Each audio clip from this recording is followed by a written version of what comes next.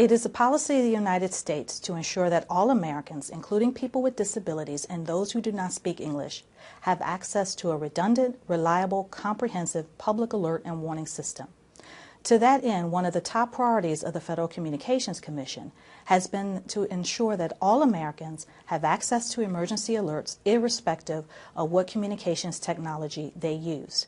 So, in other words, if an alert originator were to issue a weather alert, a consumer should be able to receive that alert whether they are watching television with their families, sitting in the car listening to the radio, shopping with their cell phone, or surfing the internet. Currently, the main mechanism by which the President is able to send emergency alerts is through the Emergency Alert System, which is a media-based emergency alert system that includes broadcast radio and television, cable television, satellite radio and television, and wireline video service providers. In addition, in 2008, the FCC established rules for a commercial mobile alert system which will allow consumers to receive alerts over their cell phones and other mobile devices. The Federal Emergency Management Agency, otherwise known as FEMA, has been developing an integrated public alert and warning system which has the ultimate goal of leveraging a multitude of communications technologies to send and receive alerts. The National Broadband Plan takes this to the next step by making two recommendations.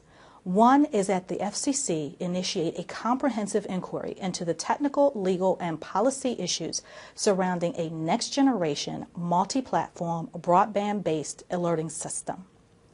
This inquiry would look at a multitude of issues, including potential broadband technologies that can be leveraged to send emergency alerts, examination of the EAS, the CMAS, and the IPAWS to determine how broadband technologies can be used to leverage those systems, and third, what are the needs of state, tribal, and local governments so that they can utilize this next-generation alerting system. The second recommendation is that the executive branch clarify the roles and responsibilities of all federal agencies that have a responsibility for alerting. This would include setting milestones, benchmarks, and other actions that the federal government must take in order to not only develop but deploy this next-generation alerting system. This would also include establishing a system of accountability to ensure that all federal agencies responsible for alerting are communicating and coordinating with each other. This last piece of the recommendation would also benefit American consumers by ensuring that they know which federal agency is responsible for which aspect of emergency alerting. This concludes this summary on the alerting initiatives of the National Broadband Plan. Thank you.